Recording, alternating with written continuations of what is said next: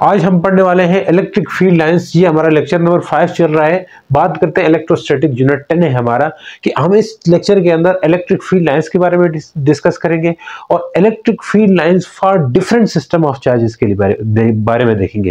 यानी कि single positive charge के लिए इलेक्ट्रिक फील्ड लाइंस कैसे बनाई जाती है, या नेगेटिव पॉजिटिव चार्ज हो उसके लिए कैसे बनाएंगे, या टू इक्वल अपोजिट चार्जेस हो उनके लिए इलेक्ट्रिक फील्ड कैसे बनाएंगे, ये भी देखेंगे। और फिर दो सिमिलर चार्जेस के बीच में इलेक्ट्रिक फील्ड लाइन कैसी होगी और दो अपोजिट पैरेलल प्लेट्स के बीच में इलेक्ट्रिक फील्ड लाइंस कैसे होगी।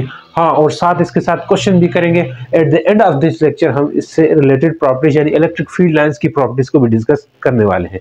तो बात करते हैं इलेक्ट्रिक फील्ड लाइंस। यूं तो इससे पहले अगर इलेक्ट्रिक फील्ड को कैलकुलेट करना हो, कोई चार्ज पड़ा हो, कोई चार्ज हो, इसके आसपास हमने कहा था जब भी इलेक्ट्रिक फील्ड होगी तब हम जब कोई इस चार्ज के पास कोई टेस्ट चार्ज लेके आएंगे इसकी रीजन में, तो वो टेस्ट चार्ज के ऊपर ये वाला चार्ज क्या लगाएगा, फोर्स लगाएगा, इलेक्ट्रिक फोर्स लगाएगा, जिसको हमने ई क्यू नॉट के बराबर कहा था। ये फोर्स लगती है, इलेक्ट्रिक फोर्स लगती है। और ये इलेक्ट्रिक फील्ड कैलकुलेट करने के लिए हमने फार्मूला भी देखा था, यानी कि ई बाई आप एफ बाई क्यू नॉट कर दीजिए, या फिर एक और फार्मूला भी था, आपने ध्यान किया होगा कि Q divided by r square था। ये हम फार्मूला जनरेट कर चुके थे। किस चीज के लिए किए थे ये चीज, हम ताकि इलेक्ट्रिक फील्ड कैलकुलेट करें। लेकिन इस लेक्चर के अंदर हम इलेक्ट्रिक फील्ड को एक पिक्टोरियली हम रिप्रेजेंट करेंगे, एक तस्वीर, एक डायग्राम के थ्रू रिप्रेजेंट करेंगे कि वो क्या होगी अगर हम इलेक्ट्रिक फील्ड को पिक्टोरियली रिप्रेजेंट करें, यानी कि तस्वीरी शक्ल में इसको देखना चाहें तो वो कैसी होगी। इसके लिए हम क्या करेंगे, शुरू में कंसेप्ट था, इनिशियल कंसेप्ट, यानी कि पिक्टोरियल रिप्रेजेंटेशन का कुछ कंसेप्ट इस तरह था। अगर कोई चार्ज रहे, उस चार्ज के बाद हमने देखा था कि ये डिस्टेंस आर ज्यादा हो जाएगा। मान लिया आप इस चार्ज से दूर जाते हैं, तो चार्ज से जितना दूर जाते जाएंगे, डिस्टेंस आर डिस्टेंस जो दूर जाते जाएंगे, उतनी ही इलेक्ट्रिक फील्ड कम होती है। इसीलिए कम फोर्स एक्सपीरियंस करता था ये वाला चार्ज। अगर ये दूर चला जाता है तो पास लेकर के आते हैं तो ये ज्यादा फोर्स एक्सपीरियंस करता, यानी कि ज्यादा फोर्स ये इसके ऊपर लगती। तो हम इसके लिए क्या करते थे, हमने एक कंसेप्ट बनाया था कि माइकल फैराडे ने इसका सबसे पहले वो यानी कि इस चीज के बारे में कहा था कि इसको कैसे रिप्रेजेंट करेंगे। तो शुरू में इस तरह रिप्रेजेंट किया गया था कि इस बेस के मुताबिक, इस फार्मूले के मुताबिक, कि पास चार्जेस के पास जो है ना, कोई भी चार्ज रहे उसके पास इलेक्ट्रिक फील्ड स्ट्रांग होती है, तो वहां उन्होंने बड़ी बड़ी एरोस से रिप्रेजेंट करना शुरू कर दिया। यानी कि शुरू में मान ले पास इसके करीब इलेक्ट्रिक फोर्स ज्यादा लगती है, तो इसलिए उन्होंने बड़ी एरोस लगा दी। क्योंकि एरो जो है, आपने पढ़ा है वेक्टर के बारे में कि इलेक्ट्रिक फील्ड तो वेक्टर है। वेक्टर के बारे में आपने पढ़ा है कि ये जो लेंथ है वेक्टर की, ये मैग्नीट्यूड बताती है, यानी मैग्नीट्यूड कितना है, और ये डायरेक्शन बताएगी। अब अगर ये पॉजिटिव चार्ज है तो ये एरो डायरेक्शन बता रही है और ये लेंथ मैग्नीट्यूड बता रही है।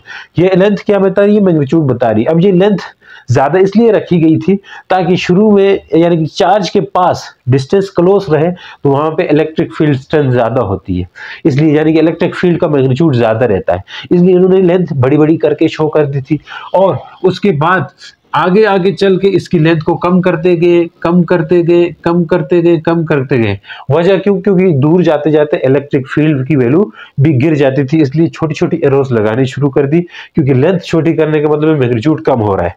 तो लोगों ने कहा यार ये तो सही कह रहे हैं आप, लेकिन ये चीज शुरू में कही गई थी, लेकिन बाद में ये इसको हटा दिया गया। क्योंकि आजकल हम अपनी किताबों में ऐसा नहीं देखते, बल्कि कैसा देखते हैं कि जो एक ही तरह से लाइंस को रिप्रेजेंट किया जाता है, एक ही लाइन लगाई जाती है, आपने ध्यान किया होगा। तो अब उसका क्या मतलब है ये भी हम समझेंगे आगे पॉजिटिव टेस्ट चार्ज को स्टडी करते हुए। ये सब, इन सब चीजों का आंसर मिलने वाला है। शुरू में ये कंसेप्ट था कि हमने बड़ी बड़ी एरोस लगानी है चार्जेस के पास, दूर जाते जाते छोटी छोटी एरोस लगानी है। क्यों ऐसा करना है, ताकि दूर जाते वक्त इलेक्ट्रिक फील्ड यानी कि मैग्नीट्यूड गिरता है उसका।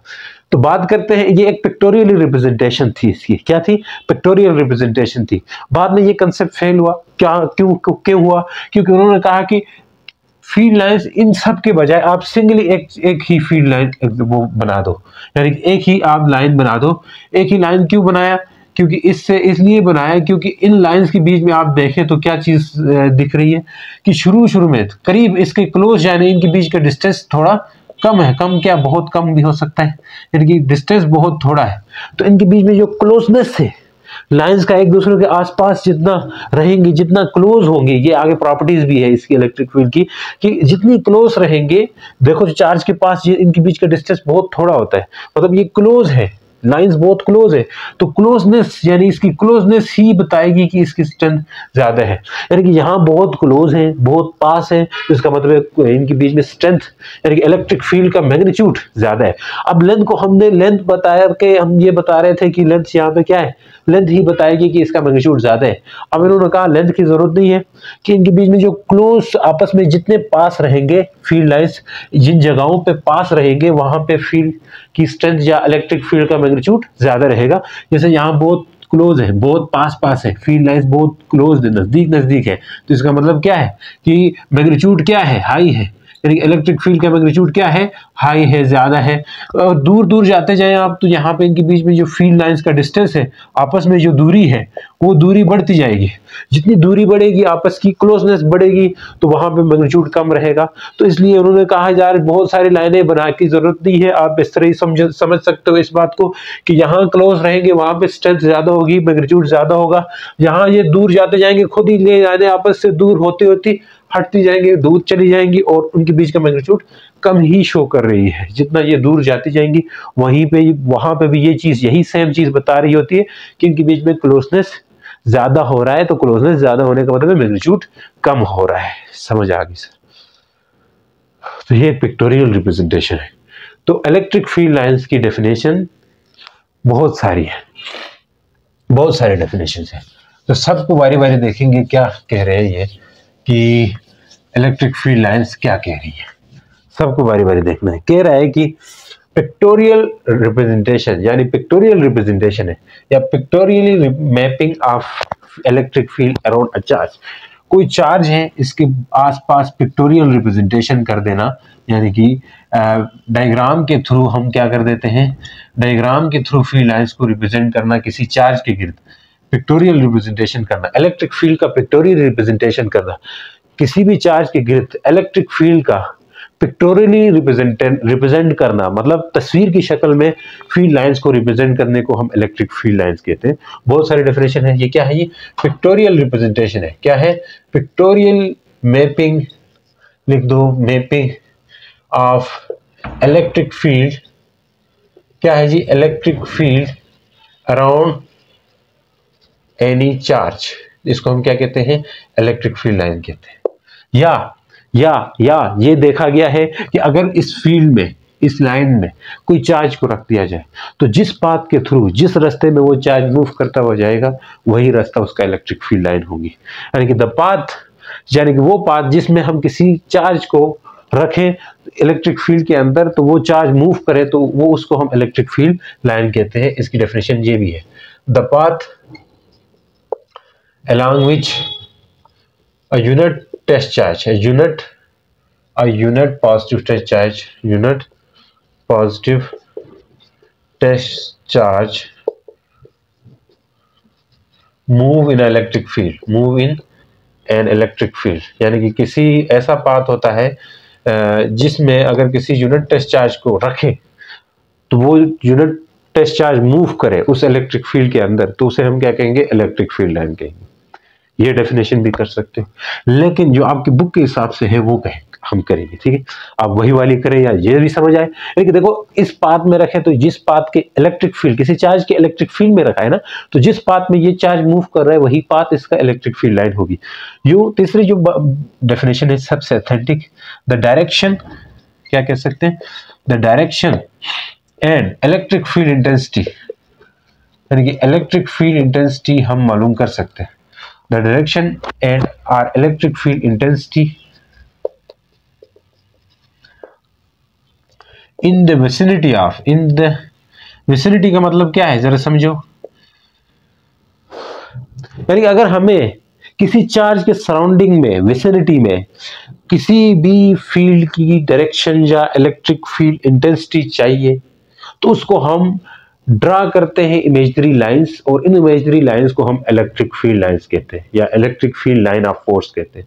फिर से बता रहा हूं, यानी कि क्या कह रहा है, अगर हमें डायरेक्शन या इलेक्ट्रिक फील्ड इंटेंसिटी देखनी हो, यहाँ पे इस चार्ज के आसपास बगल में सराउंडिंग में इलेक्ट्रिक फील्ड इंटेंसिटी या इलेक्ट्रिक फील्ड की डायरेक्शन देखनी है किसी चार्ज के आसपास, तो हम क्या करते हैं, ड्रा करते हैं imaginary lines around that charge. तो उसके गिर्द जो इमेजिनरी लाइंस बनाई है हमने, ये इन इमेजिनरी लाइंस को इलेक्ट्रिक फील्ड लाइंस या electric field line of force कहा जाता है। तो direction and electric field intensity in the vicinity, vicinity मतलब क्या है, सराउंडिंग, विसिनिटी लिखो या सराउंडिंग लिखो, सराउंडिंग ज्यादा लफ्ज है, विसिनिटी भी लिखते हैं। The direction and electric field intensity in the vicinity of any charge, of any charge, यानी कि अगर हम किसी चार्ज के इलेक्ट्रिक फील्ड इंटेंसिटी और डायरेक्शन को किसी चार्ज के आसपास, उस चार्ज की डायरेक्शन, फिर बता रहा हूं, किसी चार्ज के आसपास उस चार्ज की, यानी कि ये कोई चार्ज है, उसके आसपास उस चार्ज की इलेक्ट्रिक फील्ड की डायरेक्शन या इलेक्ट्रिक फील्ड इंटेंसिटी को जब हम इमेजिनरी लाइन से ड्रा कर देते हैं, तो तब उसे हम क्या कह देते हैं जी, इलेक्ट्रिक फील्ड लाइंस। नहीं समझ आ रही, फिर देखें, किसी चार्ज के, किसी चार्ज यानी चार्ज, यानी कि किसी चार्ज लिखो या चार्ज बॉडी भी हो सकती है, ठीक है, बॉडी लिखा होगा आपके बुक में, ये किसी चार्ज या किसी चार्ज बॉडी के सराउंडिंग में उस चार्ज की डायरेक्शन या इलेक्ट्रिक फील्ड इंटेंसिटी को मालूम करने के लिए हम क्या कर देते हैं, इमेजिनरी फील्ड लाइंस ड्रा कर देते हैं। उस इमेजिनरी फील्ड लाइंस को हम इलेक्ट्रिक फील्ड लाइंस कहते हैं। बात समझ आई थोड़ी थोड़ी, मैं पूरी लिख देता हूं, आपको अच्छे समझ आने वाले हैं। एनी चार्ज आर रिप्रेजेंटेड, देखें, direction and electric field intensity in the vicinity of any charge are represented, क्या कर दी जाती है, represented by drawing an imaginary lines, imaginary lines are represented by drawing an imaginary lines, drawing imaginary lines is known as, क्या कहेंगे इसको, electric field line of force, electric field lines, खैर electric field lines कह दो, ये बात भी ठीक है। डायरेक्शन या इलेक्ट्रिक फील्ड इंटेंसिटी किसी भी चार्ज के सराउंडिंग में जब हम उसको रिप्रेजेंट करते हैं इमेजिनरी लाइन से, किसी भी चार्ज के सराउंडिंग में उस चार्ज की डायरेक्शन, इलेक्ट्रिक फील्ड की डायरेक्शन, ठीक है जी, इलेक्ट्रिक फील्ड की डायरेक्शन और इंटेंसिटी को हम जब क्या करते हैं, रिप्रेजेंट करते हैं इमेजिनरी लाइन से, तो उन इमेजिनरी लाइंस को क्या कहा जाता है, इलेक्ट्रिक फील्ड लाइंस कहा जाता है। अब ये बात अगर आपको समझ आई तो हम मिटा देते हैं, आगे चलते हैं, ठीक है सर, चले मिटाइए। अब देखें, देखते जाए, बहुत सारी बातें करनी है।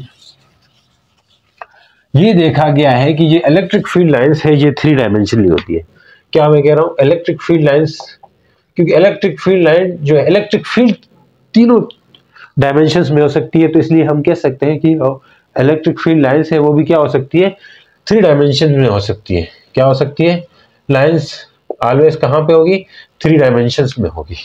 ज्यादा नहीं लिखते हैं, मैं बोलने पे ज्यादा तवज्जो दूंगा, लिखते पे नहीं, ठीक है, ताकि कंसेप्ट सीखे। बाकी लिखा हुआ तो बुक में भी है, आपको समझ आएगी वहां पढ़ करके, ताकि ये लेक्चर लेने के बाद बुक को रीड करें और बुक आपको इजी लगे।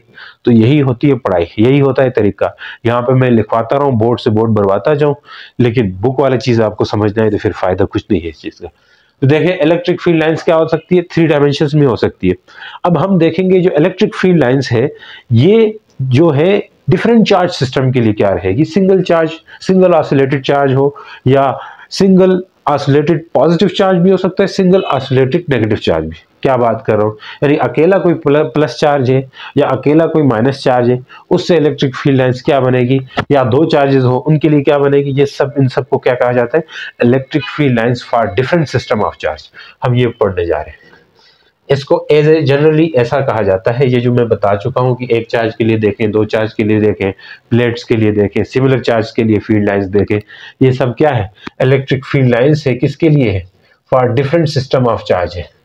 इलेक्ट्रिक फील्ड लाइंस किसके लिए है, फॉर डिफरेंट, क्या मैं कह रहा हूं, डिफरेंट चार्ज सिस्टम के लिए, डिफरेंट चार्ज सिस्टम्स, सिस्टम। अब पहले बात करते हैं पॉजिटिवली चार्ज, यानी कि 2 डायमेंशन। पॉजिटिवली चार्ज क्या होगा, positive unit charge, positive point charge, positive point charge के लिए क्या होगा, अगर कोई पॉजिटिव पॉइंट चार्ज है, ये मैंने प्लस से रिप्रेजेंट किया है, इससे फील्ड लाइंस देखी गई है 2 डायमेंशंस में।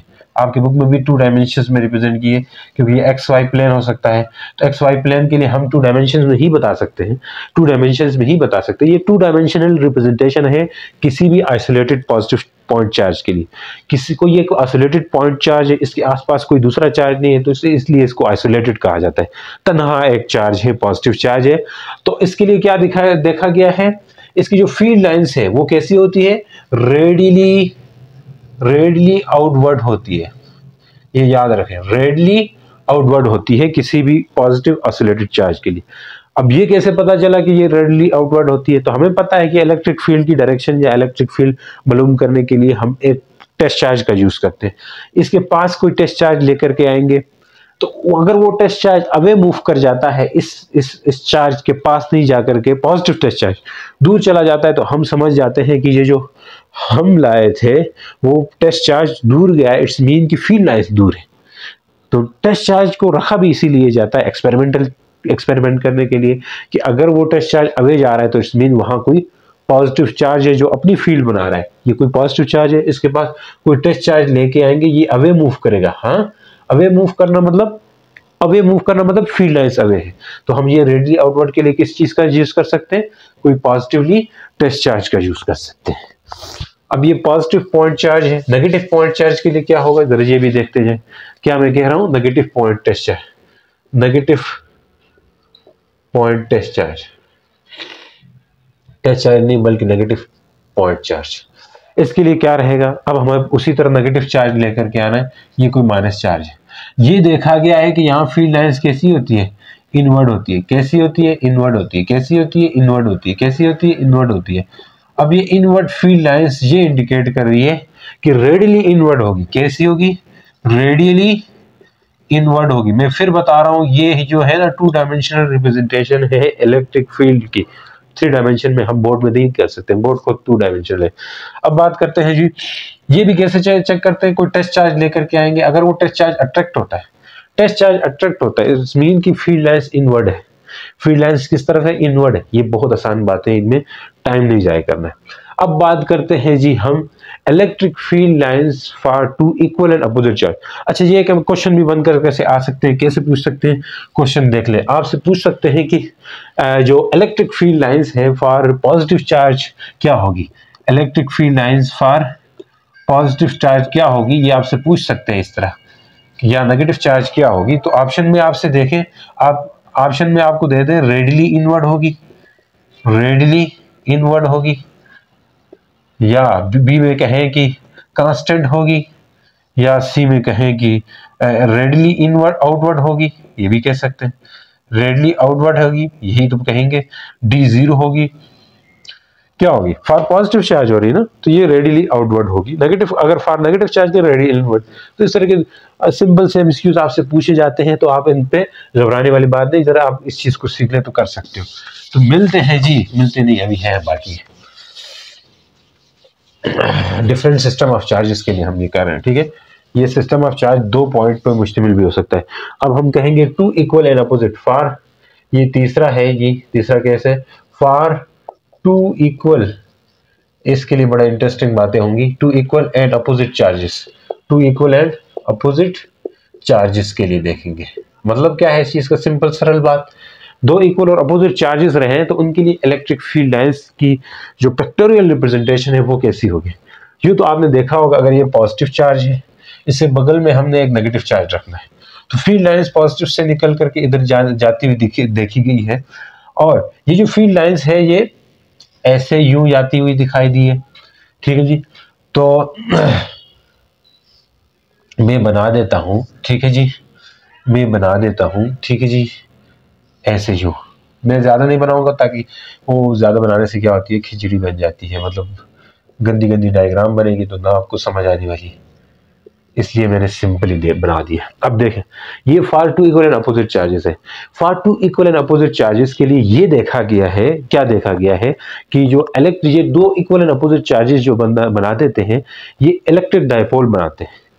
इलेक्ट्रिक डायपोल है, ये एक इलेक्ट्रिक डायपोल है। 2 इक्वल एंड अपोजिट चार्जेस, जब 2 इक्वल एंड अपोजिट चार्जेस यानी कि system of two equal and opposite charges जब स्मॉल डिस्टेंस से सेपरेटेड रहे यानी दूर रहे, जब दो इक्वल और अपोजिट चार्जेस हों, वो कुछ खास डिस्टेंस स्मॉल डिस्टेंस से दूर हो जाए तो वो हमेशा इलेक्ट्रिक डाइपोल बना देते हैं। मैं क्या कह रहा हूं, जब two equal and opposite charges क्या हो जाए, सिस्टम ऑफ इलेक्ट्रिक डाइपोल की जरा थोड़ी सी तारीफ करवा देते हैं आपको। इलेक्ट्रिक डाइपोल क्या होगा इससे, सिस्टम ऑफ क्या हो सकता है, system of two equal and oppositely charges, system of two equal and oppositely charges separated by a distance, separated TED separated by a small distance से separated रहे तो वो क्या बनाते हैं, फॉर्म डाइपोल, वो हमेशा क्या बनाएंगे, डाइपोल बनाएंगे। सही है सर, उसका फार्मूला भी होता है Q इंटू डी, इनके बीच में डिस्टेंस Q इसका चार्ज होता है, तो ये प्लस माइनस कोई चार्ज होंगे। ठीक है जी, ये कोई इलेक्ट्रिक डाइपोल है तो ये एक इलेक्ट्रिक डाइपोल कह सकते हैं दो इक्वल एंड अपोजिट चार्जेस के लिए। तो electric field lines for electric dipole मैं बोलूंगा, टू अपोजिट चार्ज की जगह आपके बुक में इलेक्ट्रिक डाइपोल का लफ्ज यूज किया है, तो मैं लिख सकता हूं electric field lines for electric dipoles for what, electric dipole is always started from positive charge and end at negative charge। ये क्या देखा गया है, electric field lines for what, electric field lines for what electric dipole, यानी कि electric dipole के लिए क्या देखा गया है बच्चों, start from positive charge and end at negative charge. ये आपकी बुक में लिखा हुआ है, आप लिख दें इसके नीचे। ये बात समझ आ गई, फिर ये बात समझ आएगी कि ये स्टार्ट हो रही है पॉजिटिव चार्ज से और एंड हो रही है नेगेटिव चार्ज पे, ये बुक में लिखी हुई। नेक्स्ट बात क्या कर लेते हैं जी, high density of electric field line रहे तो वहां पे इलेक्ट्रिक फील्ड स्ट्रांग होगी। मतलब यहाँ पे आप देखें density of electric field line ज्यादा है चार्ज के पास, मतलब बहुत ज्यादा चार्ज क्लोज है, ये हमने पहले शुरू में ही बात की थी, ये बहुत ज्यादा क्लोज है। इट्स मीन कि यहाँ पे क्या रहेगा, यहाँ पे क्या रहेगा, high density of electric field line से। High density of electric field lines indicate करती है व्हाट, यानी कि intensity of electric field line को इंडिकेट करती है, यानी कि उस रीजन में, जिस रीजन में high density of electric field line रहेगी वहां पे इलेक्ट्रिक फील्ड की डेंसिटी यानी कि इलेक्ट्रिक फील्ड स्ट्रांग होगी। तो आप ये पॉइंट लिख सकते हैं, आपके बुक में भी लिखा होगा कि क्या लिखा होगा कि यानी कि जो electric field, high density of electric field lines indicates what, high density of electric field lines indicate the strong electric field line, strong electric field यानी कि stronger electric field line show करेगी उस रीजन में। ये बात भी लिखी हुई है। तो जहां पे लो डेंसिटी होगी वहां पे कम होगी।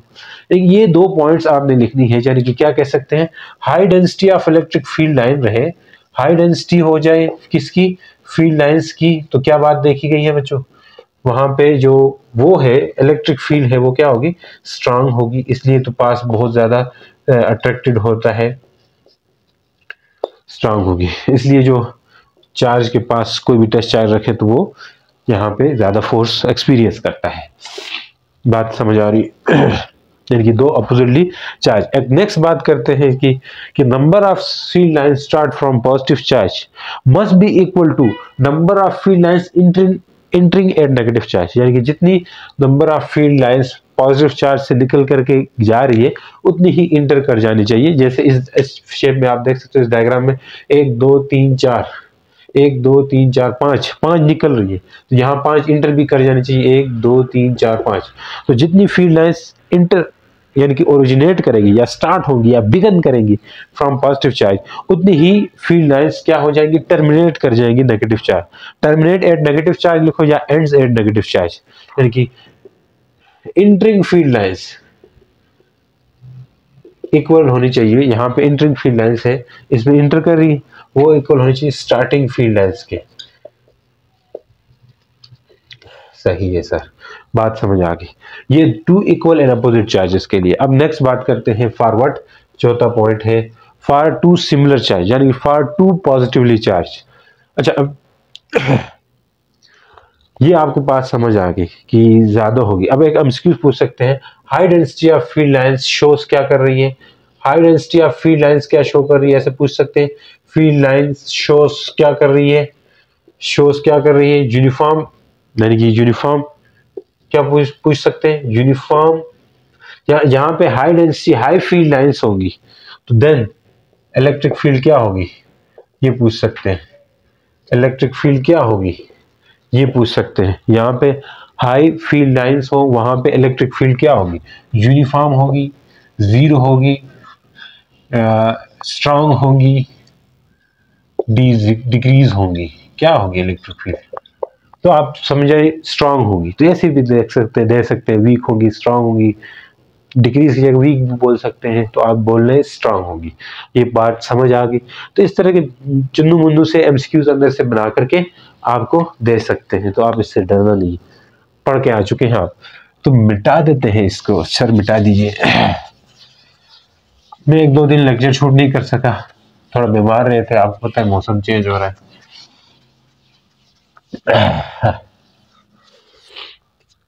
क्या कह रहे हैं जी, फॉर टू पॉजिटिवली चार्ज, चौथा है पॉइंट, पांचवा है पता नहीं, पहला दूसरा तीसरा चौथा है।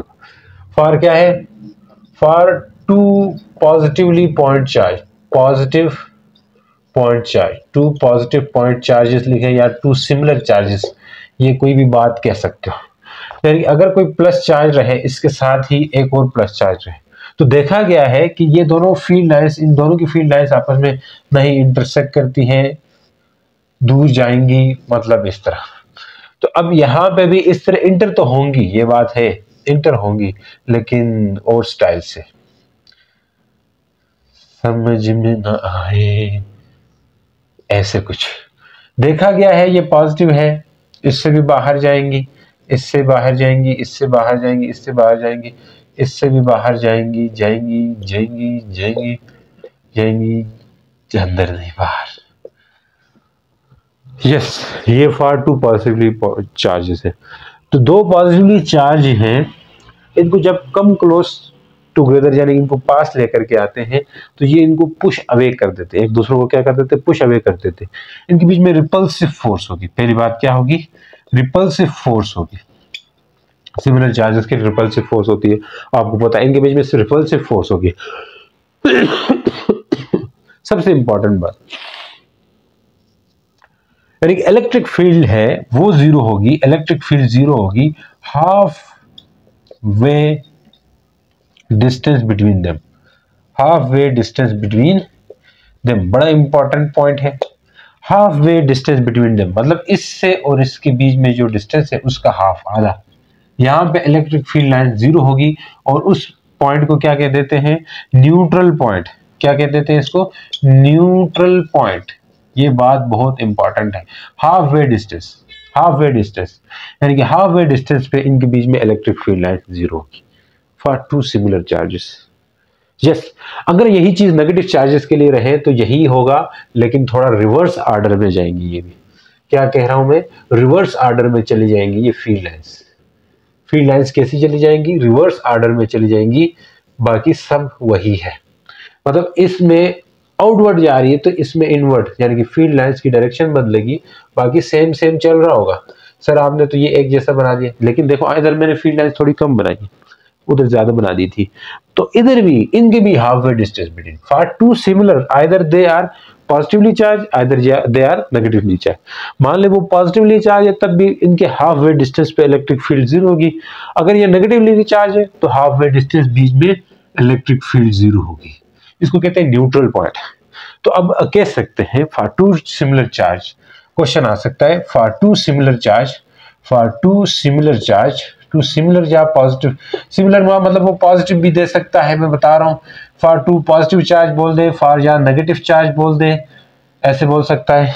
तो इलेक्ट्रिक फील्ड हाफ वे यानी कि electric field between half way distance, किस कौन सी स्टेटमेंट सही होगी पूछ सकता है। For two similar positive charge या negative charge, which statement is correct, ये पूछ सकता है। Which statement is right, which statement is correct, correct statement बताओ, पूछ सकता है एक ऑप्शन में कि टू सिमिलर चार्ज यानी कि इलेक्ट्रिक फील्ड कांस्टेंट होगी, ये कह सकता है। या पूछ सकता है इलेक्ट्रिक फील्ड यानी कि नॉन वेरिएबल होगी, ये भी पूछ सकता है। या पूछ सकता है electric field is zero half way distance between them, E is zero half way distance between them, half way distance between them, ये भी कह सकता है। half way distance between them E is zero, ये पूछ सकता है। पूछ भी देगा क्या ये ऐसा ही ऑप्शन है। तो हाफ वे जीरो पे इलेक्ट्रिक फील्ड जीरो ना हो, ये भी कह सकता है electric field is not zero half way distance between them. तो कौन सा ऑप्शन सही रहेगा ये आपने ढूंढ कर देना है। तो ऑप्शन नंबर सी सही होगा, क्योंकि half way distance between them electric field zero होता है और उस पॉइंट को न्यूट्रल पॉइंट कहते हैं। ये भी आपसे पूछ सकते हैं, थोड़ा बदली करके क्वेश्चन का वैरायटी तो नहीं कहते, स्टेटमेंट थोड़ी अलग अलग तरीकों से पूछ सकता है। आपने मेन कंसेप्ट वाली बात गेन कर ली है तो फिर कोई मतलब आपसे ऑप्शन आपका मार्क्स यहां से नहीं छीन सकता आपसे। तो फॉरवर्ड था ये टू सिमिलर पॉजिटिव या नेगेटिव चार्जेस के लिए इलेक्ट्रिक फील्ड का पैटर्न। ये पिक्टोरियल रिप्रेजेंटेशन हो रही है भैया, कैसी रिप्रेजेंटेशन हो रही है, पिक्टोरियल रिप्रेजेंटेशन। तो आपने इसको समझ के चलना है। मिटा देते हैं, मिटा दो अपनी हस्ती को, अगर तुम्हें क्या चाहिए, बहुत कुछ। अच्छा जी, अब electric field lines for two opposite charge plates, for two opposite charge plate, दो अपोजिट चार्ज प्लेट हो उनके बीच में इलेक्ट्रिक फील्ड लाइंस क्या होगी, ये देख ले। ये बहुत फेमस सा है। अगर दो अपोजिटली चार्ज प्लेट्स हो, एक पॉजिटिवली प्लेट हो एक नेगेटिवली प्लेट हो, ये देखा गया है बच्चों, ये अगर पॉजिटिव प्लेट है और ये नेगेटिव प्लेट है तो electric field lines equally spaced होती है और साइडों पे फ्रिंजिंग फील्ड बनती है। कब? हमेशा नहीं बनेगी, बता रहा हूं कब बनेगी। इसको कर्व फील्ड भी बोल सकते हैं तब जब यहाँ पे फील्ड लाइंस यूनिफॉर्म ना हो। ये दो अपोजिटली पैरेलल प्लेट्स हैं, इसके लिए क्या क्या बातें वो हो सकते हैं, यानी कि प्लेट्स के बीच का रीजन, यानी कि जो मिड रीजन है बिटवीन प्लेट्स, वहां पे फील्ड लाइंस यूनिफॉर्म होगी। यानी कि मिड रीजन ऑफ प्लेट्स क्या रहेगा, इलेक्ट्रिक फील्ड क्या होती है बच्चों, यूनिफॉर्म होगी। ये आपको मेंशन है, यूनिफॉर्म इलेक्ट्रिक, बुक में भी कहा हुआ है। नेक्स्ट, जो if length of plate finite हो, लेंथ ऑफ प्लेट क्या हो, फाइनाइट हो। फाइनाइट का मतलब कुछ, मतलब उसकी लेंथ ज्यादा बड़ी ना हो, तो लेंथ ऑफ प्लेट फाइनाइट है तो एंड ऑफ प्लेट्स हमेशा कर्व फील्ड फॉर्म होगी। तो एंड ऑफ प्लेट कौन सी फील्ड फॉर्म होगी, end of plate always form कौन सी फील्ड करेगी, curve field, that is fringing field. Curve field को क्या बोलते हैं, फ्रिंजिंग फील्ड। वो फ्रिंजिंग फील्ड होगी जो इंडिकेट कर रही है किस चीज को, field lines are not uniform. Field lines क्या नहीं है, नॉट यूनिफॉर्म, यानी कि यूनिफॉर्म नहीं है, ये चीज इंडिकेट कर रही है। यहाँ पे अगर ऐसे कर्व बने तो वहां पे फील्ड लाइंस यूनिफॉर्म नहीं, बीच में मिड में जीरो होगी इलेक्ट्रिक फील्ड लाइन। किसके लिए, for two oppositely charge plates के लिए। दो अपोजिटली चार्ज प्लेट्स हो तो ये कहानी बनेगी। अच्छा, दो अपोजिटली चार्ज, क्यों यहाँ पे यूनिफॉर्म है बीच में, क्योंकि ये इक्वली स्पेस्ड है। जब भी याद रखें इक्वली स्पेस्ड हो, क्या कह रहा हूं मैं, इक्वली स्पेस हो मतलब क्या है, इक्वली स्पेस हो, इसमें वहां पे इलेक्ट्रिक फील्ड की वैल्यू क्या होती है, यूनिफॉर्म होती है। ठीक है, इलेक्ट्रिक फील्ड इक्वली स्पेस का मतलब ये है। तो बीच में यूनिफॉर्म, साइड साइड में फ्रिंजिंग फील्ड बना रही है, और फ्रिंजिंग फील्ड वहां पे इलेक्ट्रिक फील्ड क्या होती है, क्या नहीं होती है, यूनिफॉर्म नहीं होती है। सर समझ आ गई। तो प्रॉपर्टीज देखते हैं अभी, चलो प्रॉपर्टीज करते हैं। हाय हाय, तो पूछते हैं आपसे कि मिड में क्या रहेगी फील्ड लाइंस, कोई अगर दो अपोजिटली चार्ज प्लेट्स हो तो आप बोल देना कि मिड में यूनिफॉर्म होगी फील्ड लाइंस, और साइड पे क्या होगी, फ्रिंजिंग फील्ड होगी। तो उस फ्रिंजिंग फील्ड का मतलब क्या है कि नॉन यूनिफॉर्म होगी। बात समझ आ गई। अब बात करते हैं, नेक्स्ट बात है जी प्रॉपर्टीज। तो प्रॉपर्टीज ऑफ इलेक्ट्रिक फील्ड है,